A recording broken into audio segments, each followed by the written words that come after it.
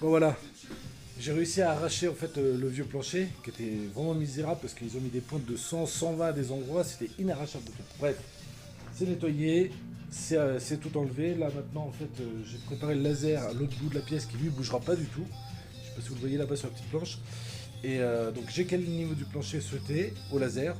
Et là en fait le but ça va être de remettre des planches sur le long des poutres à la hauteur du laser fini.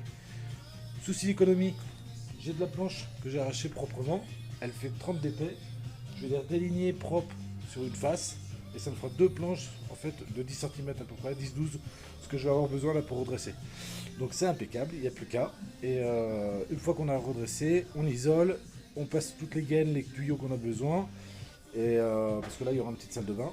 Et après ça, on met les plaques et après on pourra plaques provisoires qui vont être mises en place là pour pouvoir mettre tous les outils dans un coin. Et après on continue gentiment le reste.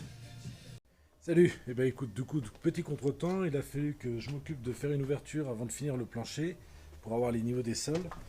Et du coup derrière, on arrive sur deux petites terrasses. On voit pas, il y a le contre-jour. J'ai dû créer une terrasse par rapport au toit pour le deuxième appartement.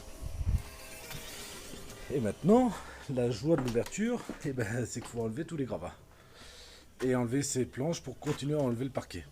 Et voilà, on continue à fond.